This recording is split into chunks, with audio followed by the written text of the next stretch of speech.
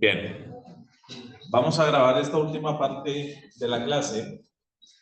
La idea es que podamos conversar un poco acerca de herramientas necesarias para la hermenéutica, para una correcta hermenéutica, y también cómo podemos pasar de la interpretación a la aplicación. Porque hace 15 días, cuando hablábamos de hermenéutica, nosotros estábamos hablando acerca de los principios, cómo tú puedes investigar, la importancia del contexto histórico, que aquí, que allá, que esto y que lo otro. Ya, pero ¿cómo conviertes toda esa información que tú obtienes, que tú recibes, en algo que sea válido para nuestros días hoy? Ok, una vez que tú haces hermenéutica, que tú aplicas toda una serie de principios y cosas para poder entender el texto, ya tú vas a entender lo que era para el oyente original, para la audiencia original. ¿De qué se trataba? ¿Por qué estaba escrito? ¿Cómo estaba escrito? ¿Qué significaban las palabras? Y todo bien. Pero ¿cómo haces para aterrizar eso de ese tiempo al día de hoy? Porque ninguno de nosotros comparte contexto con los escritos originales de la Biblia. Entonces, lo que nosotros podemos aplicar no es exactamente las mismas palabras en la forma en la que están escritas. Lo que nosotros podemos aplicar es algo que se llaman los principios eternos. Una vez que nosotros hacemos una hermenéutica clara sobre un documento que está en la Biblia, nosotros vamos a entender de qué se trata, vamos a entender el principio de vida detrás de esto, y ese es el principio de vida que nosotros vamos a aplicar a nuestro día a día. Hay partes de la Biblia que son fácilmente aplicables. Si tú lees las epístolas, lees las cartas, incluso las parábolas o las enseñanzas de Jesús son altamente aplicables. No necesitas hacer una hermenéutica muy complicada acerca de esto. Bueno, quizá para algunas parábolas sí, a lo mejor para entender, por ejemplo, la parábola del samaritano, del buen samaritano. Hay que hacer un poco de hermenéutica para entender quiénes eran los samaritanos para los judíos. ¿Quién era el prójimo para un judío? Porque el prójimo no era como nosotros conocemos hoy, que el prójimo es nuestro vecino y ya. Para un judío el prójimo era solamente otro judío. Para él los prójimos no eran extranjeros. De hecho, los judíos llamaban a los extranjeros perros, no prójimos. Entonces, ¿por qué este samaritano sí sería un prójimo? Qué raro. Y cuando tú empiezas a investigar el significado de la palabra, ya, pero cuando Jesús pregunta, Jesús no preguntó quién era el prójimo del samaritano. Jesús preguntó quién fue el prójimo del hombre herido, que es distinto. No es lo mismo. No es lo mismo. Entonces, ¿qué significa el prójimo? Y bueno, todo este tipo de hermenéutica, tú lo vas desarrollando en tu estudio, en tu capacitación, en tu tiempo de investigación, pero después dices, ok, se entendió el principio, ya, ¿y cómo lo aplico al día de hoy? ¿Cómo al día de hoy yo convierto esto en algo que yo puedo aplicar entre nosotros?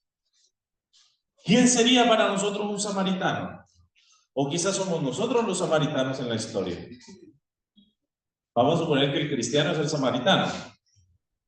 Ok, entonces al samaritano lo rechazan, al samaritano lo discriminan, al samaritano le dicen perro, o quizás en nuestro contexto al samaritano le dicen religioso, le dicen canuto, le dicen homofóbico, extremista, ignorante, rígido, que no tolera a los demás, porque nosotros podríamos ser como algunos de los religiosos, pero también podríamos ser como el samaritano.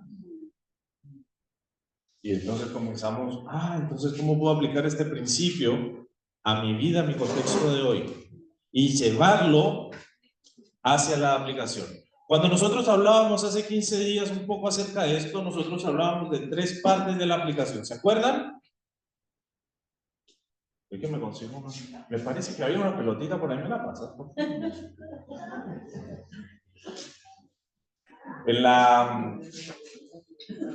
Cuando estábamos en el campamento de jóvenes, que estábamos para el grupo más pequeñito, yo andaba con una pelota de fútbol. Y entonces, al primero que yo veía que como que medio se me despistaba, ¡pum!, le tiraba la pelota. Mínimo el susto. Me espabilaba. Y ahí ya recuperaba la atención. Entonces, pensando en la hora y en el almuercito, vamos a conseguir una pelota. Pero hablábamos de 3 cosas en el punto donde bajábamos de la interpretación a la aplicación. ¿Se acuerdan?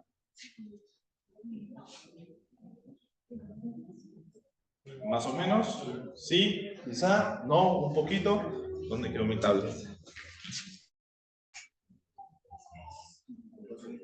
Hablábamos de 3 enfoques que tiene que tener tu aplicación y hacia dónde tiene que apuntar el principio eterno una vez que lo obtienes. Número 1, hablábamos de la reflexión personal, ¿se acuerdan? ¿Qué decíamos acerca de la reflexión personal? ¿Ya? ¿Parecido?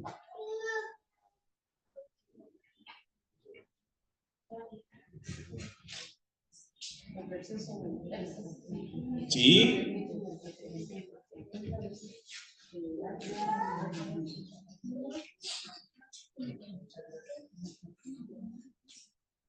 Si reflexionamos los textos bíblicos, va a haber una comprensión en la realidad política. ¿Ok? Por ejemplo, en el caso de la aplicación, para llevar la aplicación de la hermenéutica que nosotros estamos haciendo, el primer punto de la aplicación viene siendo reflexionar sobre el pasaje bíblico. ¿Para qué? Para crecer en tu identidad, crecer en tu propósito, crecer en tu entendimiento como cristiano. Por ejemplo, cuando tú ves doctrinas, los pasajes sobre los cuales está sentada la doctrina, llámese salvación, llámese pecado, llámese Espíritu Santo, la deidad de Cristo, la condición caída del hombre, la redención, el fin de los tiempos. Todas estas doctrinas están sentadas sobre una base de escrito bíblico, ¿cierto? ¿O hay alguna doctrina que no sea que no esté en la Biblia? Hay algunas doctrinas que no están literalmente en la Biblia, por ejemplo, la Trinidad. Levante la mano aquí el que cree en la Trinidad. El que cree en la Trinidad, que cree que Dios es trino. Levanta la mano, levanta la mano. Eso. Después te explico. Levante la mano, usted levante la mano. Ya. Levante la mano el que no cree en la Trinidad. Ya. Estamos bien hasta ahora, ¿eh? Si no, le iba a decir que es después del PCM por aquí.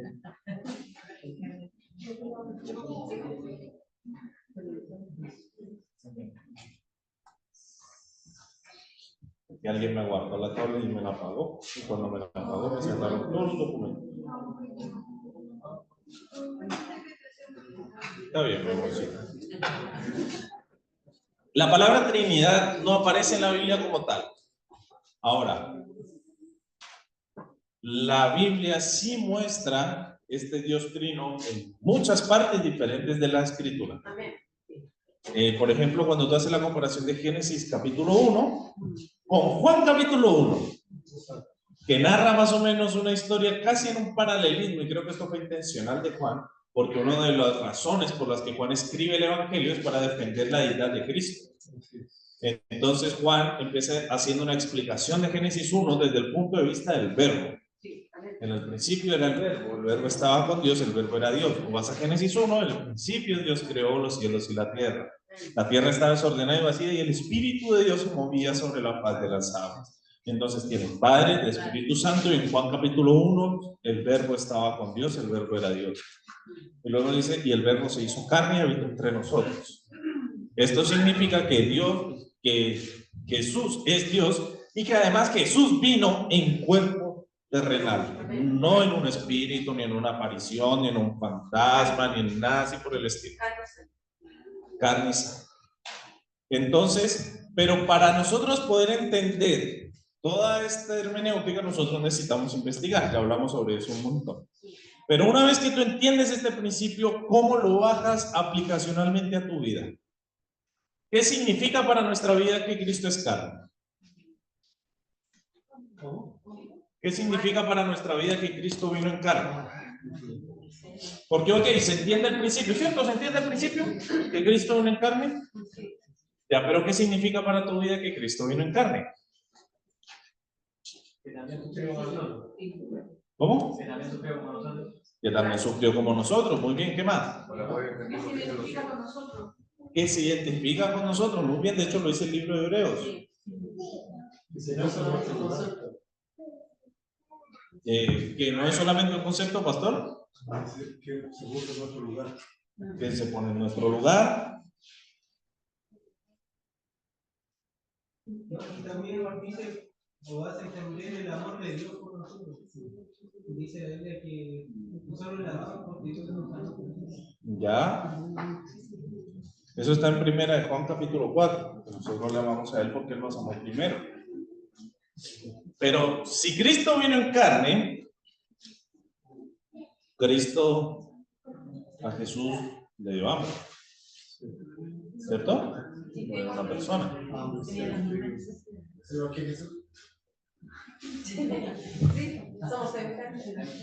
Eso significa que si nosotros nos da hambre, Él nos entiende.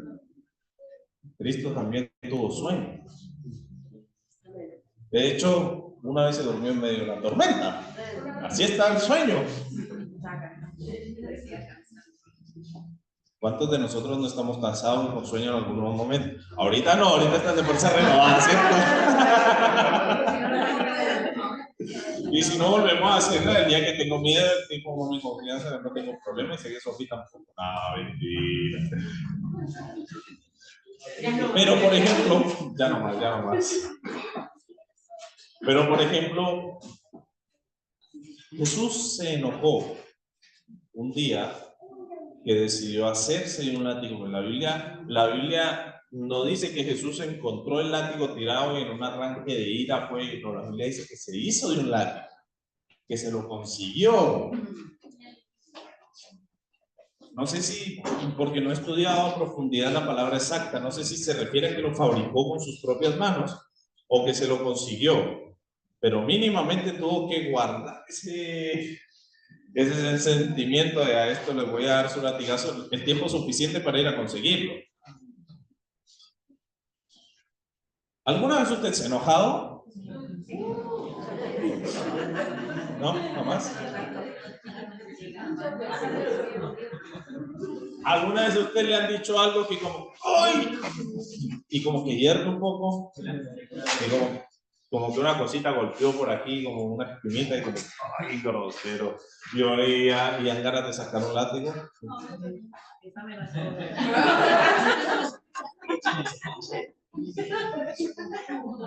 Jesús entiende ese sentimiento porque él también lo vivió. Ahora, ¿qué dice la Biblia en Hebreos? Que él se identifica con todos nosotros, pero sin pecado.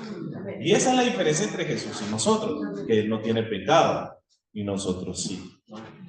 Entonces, ¿cómo hacemos para un concepto tan complicado que Jesús se hizo carne? ¿Cómo lo aplicamos a nuestra propia vida? De ahí la importancia que sepamos llevar la aplicación hacia estos 3 puntos. Número 1, reflexión personal. Número 2, guía en la toma de decisiones. ¿Se acuerdan? Número 1, reflexión personal. Sí. Número 2, guía en la toma de decisiones. Sí. Número 3, acciones diarias. Acciones diarias, es decir, cambio de hábitos. Tenemos reflexión personal, donde los principios que aprendes de Dios trabajan en tu identidad, en tu propósito, en tu sanidad, en tu ser, en tu interior, en tu corazón. Pero también otros que te llevan a tomar decisiones que cambian tu vida, que la transforman. Y también hacia un cambio de hábitos para crecer y madurar conforme a la estatura de Cristo. Todos los documentos y toda la hermenéutica que tú puedas hacer de los textos bíblicos tiene que ir enfocada hacia allá. Una vez que haces toda la hermenéutica y que entiendes todos los principios y que entendiste el principio de lo que se trata el texto, entonces estás listo para llevarlo a tu vida desde estos 3 puntos de vista.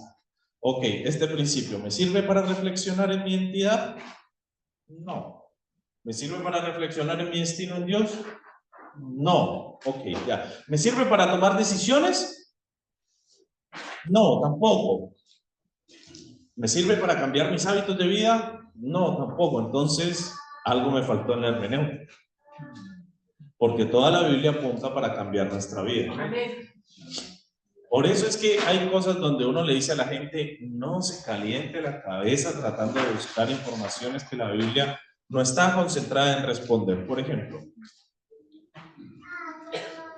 Hay gente que le ha dado vueltas y han aparecido videos. De hecho, a mí me entretiene ver esos videitos por Facebook porque yo digo, oh, la gente fabulacienta. Para mí es como ver una película de ciencia ficción. Así.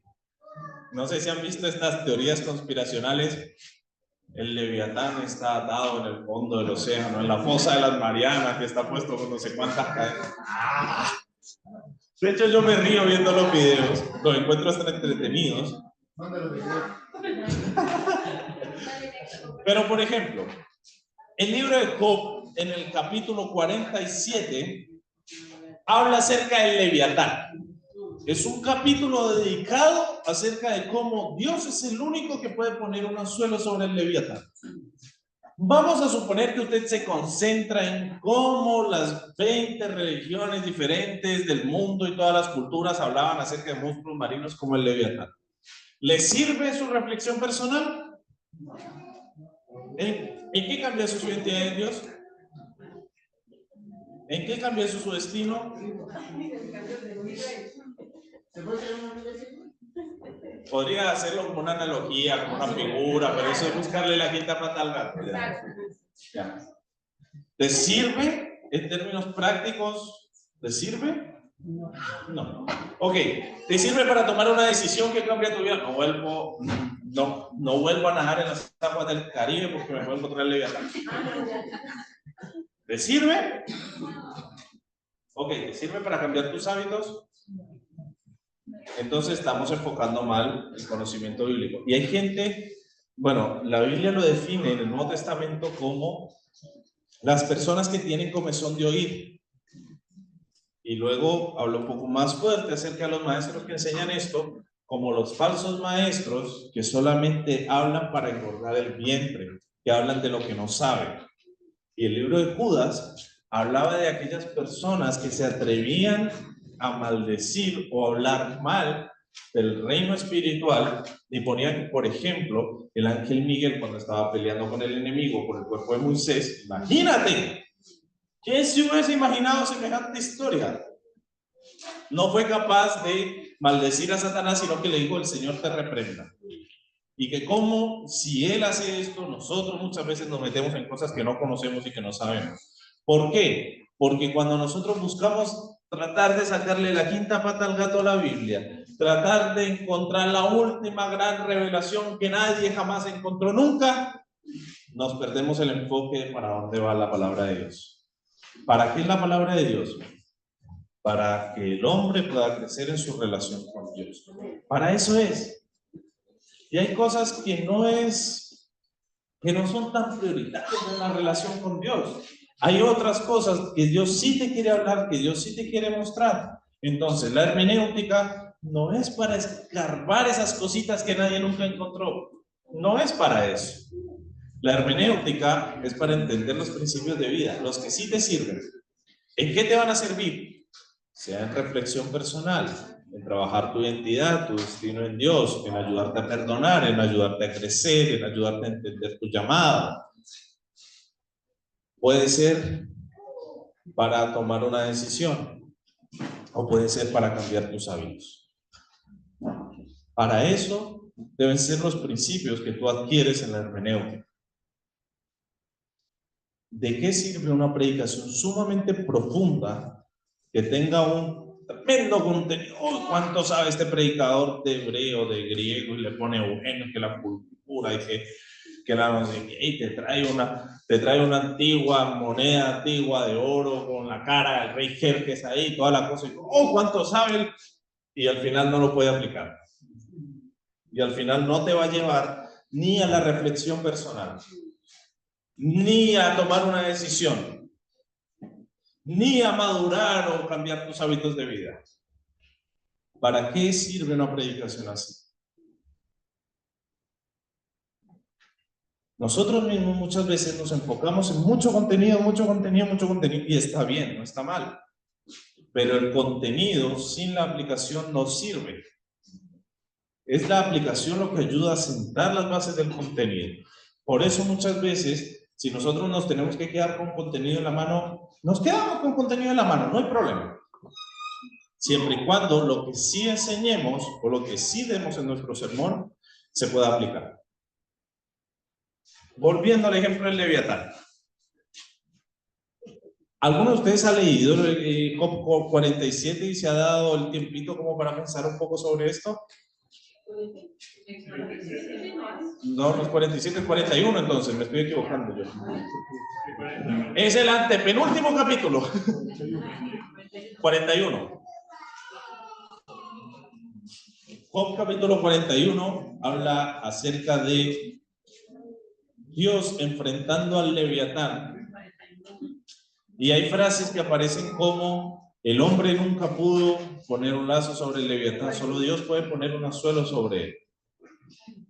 ¿Sabe cuál es el centro de esa historia? El centro de esa historia se trata de lo mucho que Job no podía hacer. Entonces está bien hacer una predicación sobre ese pasaje, está súper bien hacer una hermenéutica sobre este pasaje, siempre y cuando el centro, que es lo mucho que nosotros no sabemos, lo mucho que nosotros necesitamos depender de Dios, que ese mismo centro te lo vas a encontrar en Job 42, cuando Job le responde a Dios y le dice: Señor, de oídas te había oído, mas ahora mis ojos te ven. Cuando Job reconoce que antes tenía un conocimiento de Dios, pero que ahora su conocimiento de Dios está creciendo porque está teniendo una experiencia de vida con Él, entonces, si nosotros logramos enlazar el Job 41 con ese versículo, estamos bien. Porque no se trata de cuál es el objetivo de ese animal, se trata de que Dios es soberano y Job no. Y esa es la idea central del versículo, esa es la idea central de la historia. Entonces, muchas veces, sobre todo en los pasajes complicados, por ejemplo, Génesis capítulo 6, y los hijos de Dios vieron a las hijas de los hombres que eran hermosas y se llegaron a ellas y tuvieron hijos, punto, y había gigantes en la tierra, punto, y estos son los valientes de la antigüedad, ¿sí? Y la gente se preocupa que si esos gigantes son los gigantes que después aparecieron en el tiempo de Moisés, que si eran los gigantes de la tierra del Jordán, que si los de aquí, que si... ¿Para qué la preocupación por eso? ¿Para qué? ¿Tienes reflexión personal? ¿Te ayuda en tu destino, en tu propósito, en tu crecer en el Espíritu Santo y en Dios? No mucho. Demos el beneficio de la duda, porque a lo mejor y un buen predicador le sacó la práctica, uno nunca sabe. Pero ¿te ayuda a tomar una decisión? ¿O te puede ayudar a cambiar algún hábito en tu vida? Si no es así, no es importante o no es necesario desarrollarse por ahí. A lo mejor hay cosas que Dios más quiere hablar. Por ejemplo, que estos hombres valientes, cuando la Biblia habla de valientes, puede hablar de ellos así como habló de Nimrod, que era valiente cazador delante de Jehová. Esta palabra valiente es la palabra que se utiliza para rebelde. Estos eran rebeldes delante de Dios, se portaban mal delante de Dios, eran pecadores. Y Dios, en un intento y Dios en una oportunidad de purificar la humanidad, decide darle gracia a Noé y limpiar la humanidad de esa maldad. Pastor.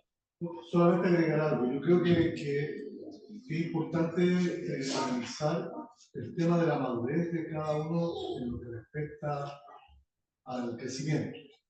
Evidentemente que si nos vamos a meter en un tema que es complicado, puede servir más como confusión que como edificación. Pero solo para agregar, creo que la palabra de Dios dice que toda la escritura es inspirada y que una coma ni una tilde está de más en la palabra. Lógicamente que el Leviatán, ¿de qué me va a servir en mi vida diaria? Lo que tenemos que procurar es que ese tipo de conversaciones o investigaciones no nos lleven a debatir de manera negativa con mi hermano.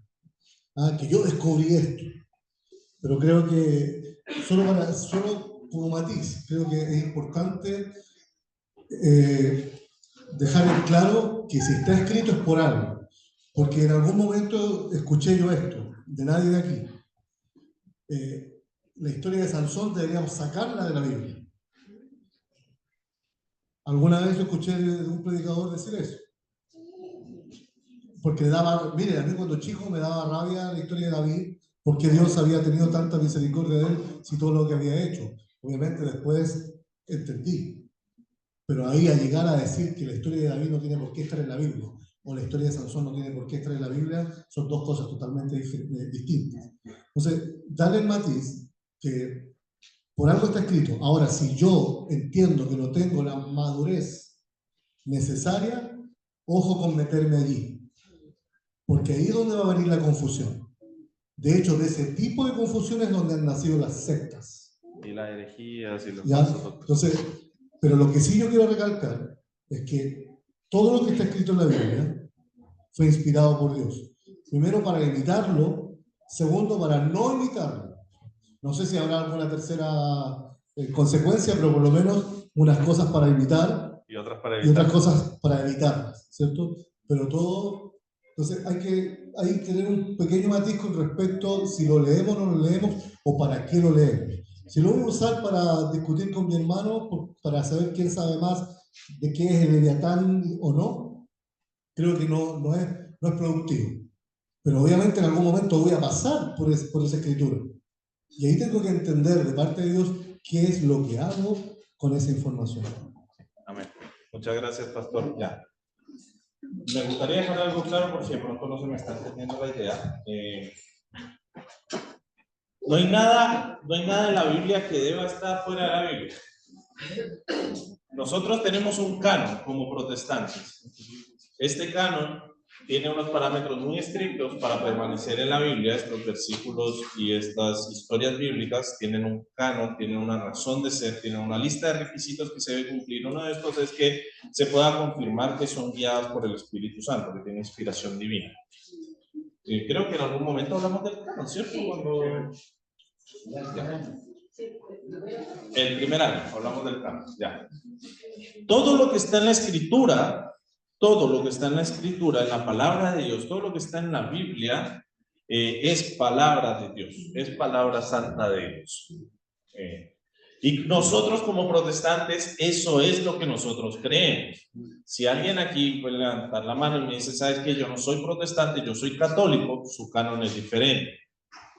Ya, eso no significa, nosotros, todos nosotros que pertenecemos a los cristianos protestantes, tenemos el mismo canon, 66 libros de la Biblia, y todos son verdad, todos son palabra santa de Dios. Hubo unos que comenzaron primero, hubo otros que se fueron agregando con el tiempo, pero todos cumplen los requisitos para ser palabra de Dios. El tema no está en lo que está o no está escrito, el tema está en cómo yo lo interpreto y en el enfoque que yo le doy en la interpretación. Y es ahí donde yo le hablo para qué usted interpreta la escritura. La escritura, la idea es que usted pueda obtener los principios eternos para reflexión personal, para tomar decisiones, para cambiar sus hábitos. Si usted está interpretando y no llega a ninguno de los tres, no es la Biblia la que está errada, es la interpretación. Es usted el que está dando un mal enfoque a la interpretación bíblica. La idea de la interpretación bíblica es poder llegar a uno de estos tres puntos de aplicación, sea reflexión, sea tomar decisiones o sea cambiar nuestros hábitos. ¿Por qué? Porque hay muchas cosas de la Biblia que nosotros no sabemos y puede pasar tiempo antes de que las aprendamos, pero el día que Dios nos las revele, Él la va a revelar para que podamos crecer en nuestra relación con Él. No la va a revelar para que sepamos más que los demás, porque no es cienciología. De hecho, no sé si ¿se acuerdan cuando nosotros estábamos hablando acerca de la herejía del primer siglo? Sí. Del demiurgo y estos 30 entes y toda esta cuestión, así que fue como que estábamos en Maitén Alto y que la gente estaba así como, ¡ay! Como que ya se drenaba el cerebro de tanta cuestión rara. Ya. ¿Sabe cuál era el enfoque de ellos? Y ellos decían, cuando tú descubras una verdad que nadie más la tenga, entonces eres salvo. Y eso es falso. Nosotros no estamos para encontrar la verdad que nadie más encontró. Nosotros estamos para escuchar la voz de Dios, vivir los principios que Él nos da y llevarlos a reflexión, cambio de vida, cambio de hábitos o toma de decisiones. ¿Estamos bien? ¿Se entiende la idea? Ok.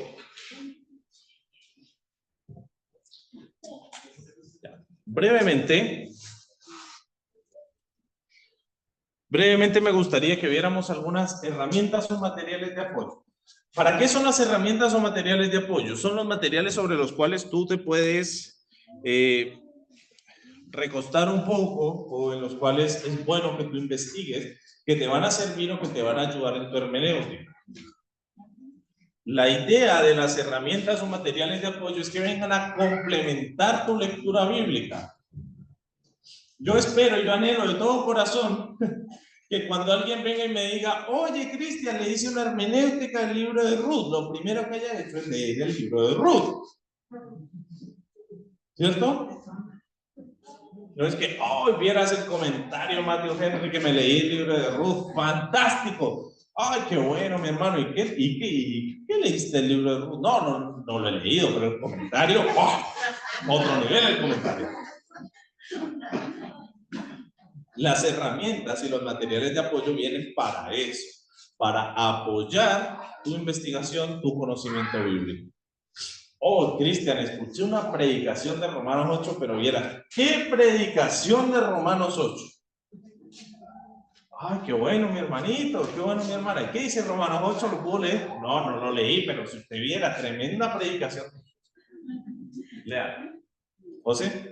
Un comentario, no un comentario, sino un ejercicio para desanimarlos a los comentarios. No es desanimarlos, pero una vez una profesora de la escuela de estudios bíblicos nos dijo que leer los comentarios es como comer comida masticada por alguien más. Entonces eso es justamente, es comer comida que alguien ya masticó. Entonces, tienen que tener el ejercicio, obviamente, como dice el profesor acá, nos le está animando, que es un elemento secundario, pero piensen en eso.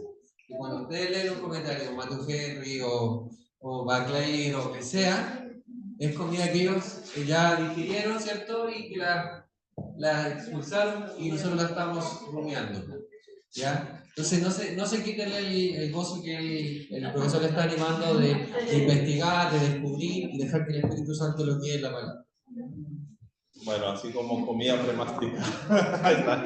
está gráfico el asunto. Así que estas herramientas de apoyo a las que vamos a hablar vienen de forma secundaria, ¿ya? La primera herramienta de apoyo que usted va a tener es la Biblia en sí misma. Y entonces aquí empezamos a ver, ¿cómo? Sí, la Biblia en sí misma. La Biblia se debe analizar y se debe revisar hermenéuticamente de forma teológica. ¿Qué significa que sea de forma teológica? Toda la Biblia es un compendio de la palabra de Dios para las personas. Toda la Biblia.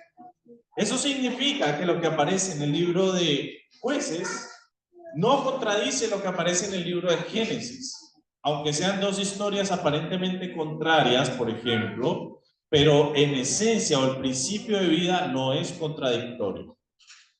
Porque toda la Biblia es la expresión de un Dios que no cambia, de un Dios que es Olam, de un Dios que no varía en el tiempo en su relación con el hombre. Entonces tú puedes decir, oh, pero qué pesado el Dios del Antiguo Testamento en Génesis 6 que borró a Noé que borró a la humanidad entera menos a Noé con agua. No, en cambio el Dios del Nuevo Testamento, Jesucito, es paz y amor. No, porque una parte de la Biblia no contradice la otra. El mismo Dios de gracia que está desde el comienzo, que está desde Génesis 1, el mismo Dios de amor, de misericordia, es el mismo Dios que está en el Nuevo Testamento. Y el mismo Dios celoso por la santidad, el mismo Dios que no llama a lo malo bueno y a lo bueno a malo, sino que va a juzgar las naciones, es el mismo Dios que está en Génesis 1. Toda la Biblia en sí misma es una Biblia que es teológicamente íntegra, que el Señor es el mismo Dios el que ha estado hablando durante el transcurso de la historia. Por tanto, el primer recurso, el primer material de apoyo que tú tienes cuando estás haciendo una hermenéutica sobre un pasaje bíblico es la Biblia en sí misma. Por ejemplo, tú estás leyendo Salmos capítulo 53, si no estoy mal, es el Salmo de arrepentimiento de David, ¿cierto? 51. Tú, por ejemplo, estás leyendo Salmos capítulo 51 Tú tienes un material de apoyo. Ese material de apoyo está en 2 de Samuel, capítulo 11, 12, 13. ¿Por qué? Porque ahí te va a contar la historia de por qué David escribió lo que escribió en el Salmo 51.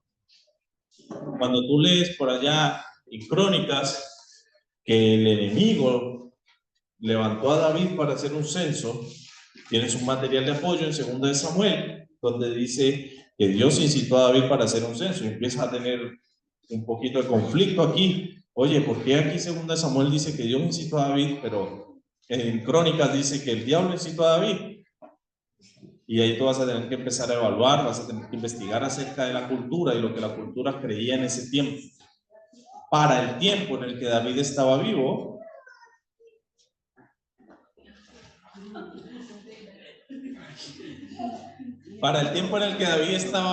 se le atribuía a Dios lo bueno y lo malo. Pero esa cosmovisión había cambiado un poco para el tiempo de Esdras y Nehemías, que fue cuando se escribe Crónicas.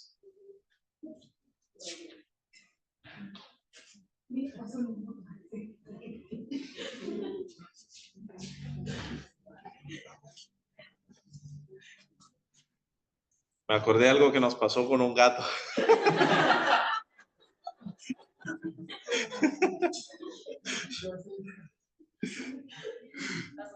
Ok, segundo material de estudio. Biblia de estudio. ¿Qué contiene una Biblia de estudio? Ok, concordancia, ¿qué más? Comentarios, ¿qué más? Sí. Índices temáticos, prédicas, sermones, ¿qué más? Por ejemplo, estudios de personaje, referencias bíblicas, definiciones, contextos históricos, mapas. Literalmente, se te abre la mente a un entendimiento fantástico de la escritura cuando entiendes geográficamente la ubicación de ciertos lugares. Por ejemplo, volvamos a la prédica de Playa Ancha de 300. A mí me voló la cabeza cuando entendí que los 300 necesitaban entrenarse en el sur del valle, caminar como 400 kilómetros por en medio de los cerros para llegar al norte para poder enfrentar al enemigo y luego otra vez devolverse caminando. ¡Cacha! O sea, hay que caminarse como 400 kilómetros, que sería ¿cuánto? De Viña a Coquimbo. Sería irse caminando de Viña a Coquimbo de sur a norte por en medio de todos los cerros antes de la pelea. No. Y más encima voy yo y les predico y les digo, y ustedes son los 300 del PCM, toma la caminadita que les espera, ¿no? Pero de verdad es como impresionante y te llega a impresionar cuando tú empiezas a entender las referencias, empiezas a entender los lugares de donde queda cada cosa. Y cuando tú te das el tiempo para entender con los mapas las ubicaciones distintas de los distintos lugares, tú por ejemplo te vas a dar cuenta que Jesús pasaba de lado a lado del lago una y otra vez.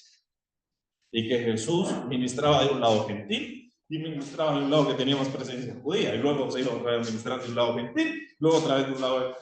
Y era impresionante el ministerio de Jesús, a tal punto que la gente lo perseguía caminando, mientras que Jesús cruzaba en barquito, los otros lo perseguían caminando de lado a lado. Y este tipo de cosas como que abren tu mente a una riqueza bíblica. Lo mismo ocurre cuando entiendes las fechas, cuando entiendes los nombres, cuando entiendes las genealogías, cuando históricamente entiendes que Isaías era de la familia real. Y cuando dice en Isaías capítulo 6, el año que el rey Usías murió, está hablando Isaías de la muerte de un familiar suyo, un primo, un tío. Y dices, ¡oh! Isaías era de la corte del rey, además de ser de la corte del rey, fue un familiar el que murió. Y en este momento de dolor, tanto en situación política complicada como en su pérdida personal, vi yo al Señor sentado en el trono. Y entonces toma otra riqueza, toma otros matices cada palabra del Señor. Ok, ¿cómo estamos hasta aquí? Número 1, la Biblia misma. Número 2, Biblias de estudio. Número 3, concordancias bíblicas. ¿Qué es una concordancia?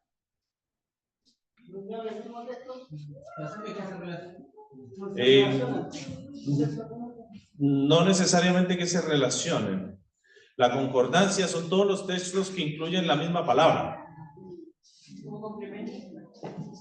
Que incluyen la misma raíz de la palabra. Por ejemplo, cuando tú buscas la palabra perdón, la concordancia de la palabra perdón, la raíz en griego para la palabra perdón es afiem. Una buena concordancia bíblica te muestra todos los pasajes bíblicos donde aparece esa raíz. Perdón, perdonar, perdónense, perdonen unos a otros, el perdón de los pecados. Te muestra todos los pasajes que tiene la misma palabrita. Y es súper buena para los estudios temáticos. Ahora, cuando tú llegas a un pasaje que hay que hacerle evidencia interna, leer antes, leer después, saber de qué se trata. Pasas a otro pasaje, evidencia interna, leer antes, leer después. Y ahí te das cuenta que se nos aumenta el trabajo.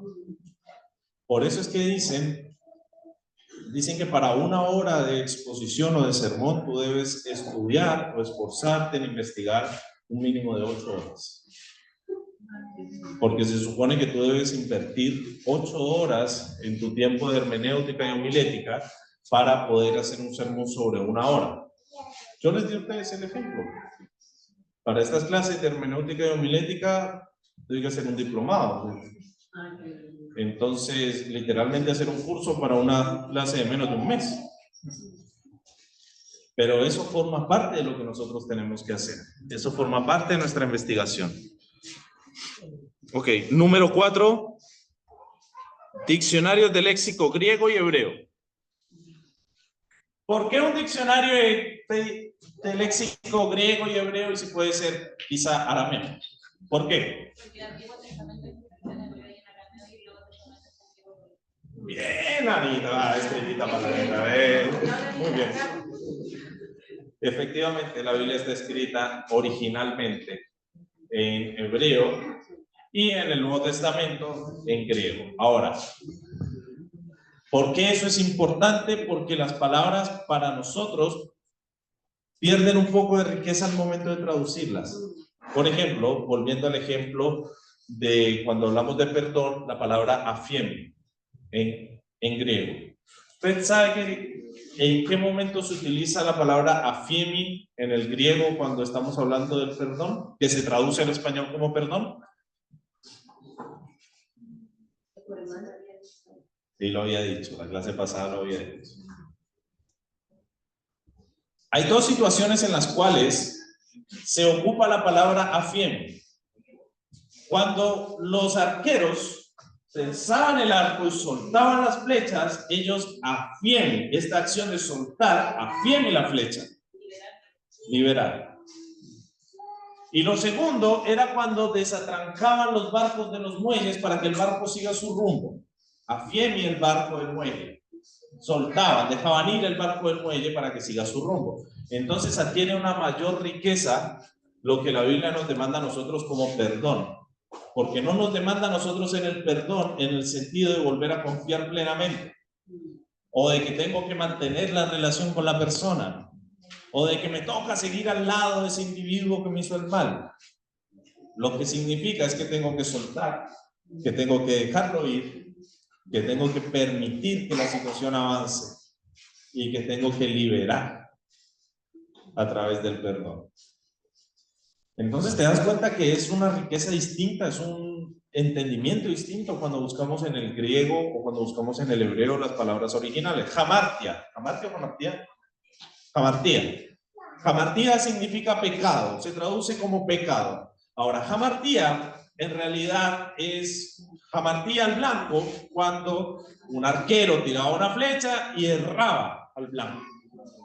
Entonces nosotros lo definimos como pecado, pero tendríamos un entendimiento más rico al darnos cuenta que se refiere a errar al blanco, a que tenemos un objetivo que es nuestra santidad, nuestro crecimiento en Dios, pero no lo he hecho un lado.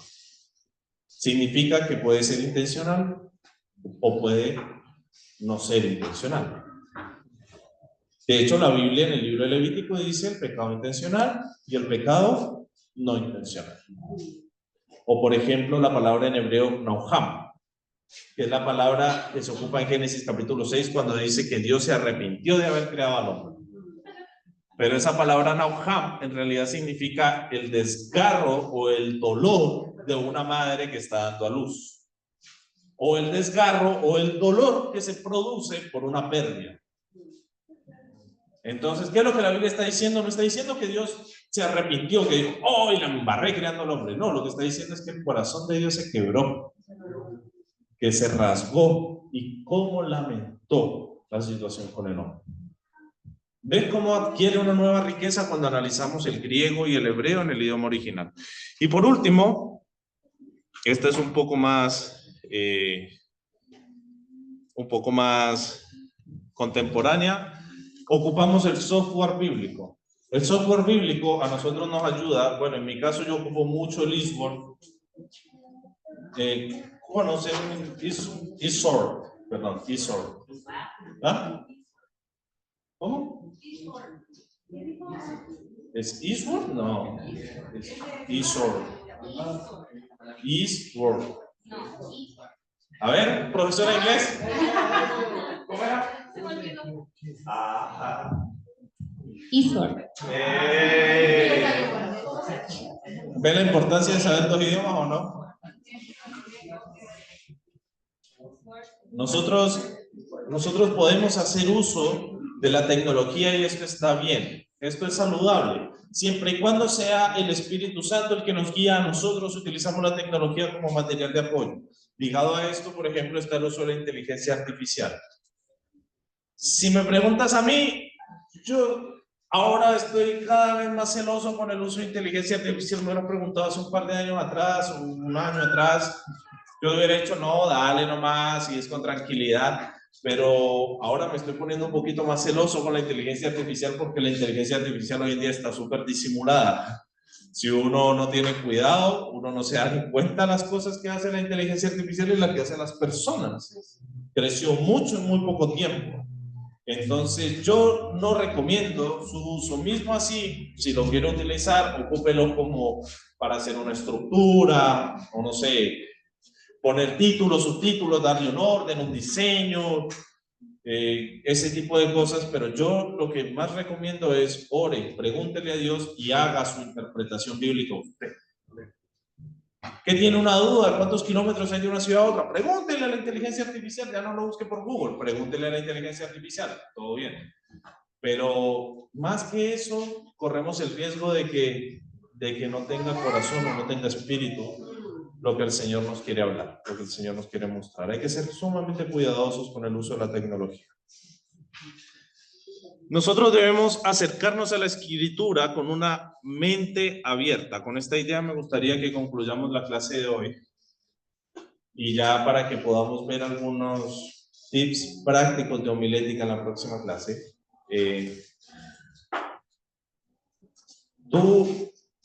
Si tú vas a la Escritura ya con un conocimiento y diciéndole a la Escritura, necesito que tú me digas esto porque esto es lo que yo ya sé en mi mente, vas a avanzar muy lento, si es que avanzas.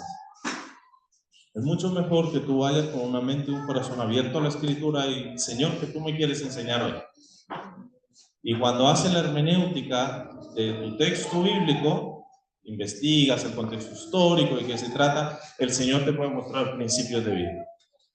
Un principio tú lo puedes ver hoy en un libro, mañana mismo libro, mismo pasaje y ves otro principio. Porque así es la Biblia es viva, es eficaz.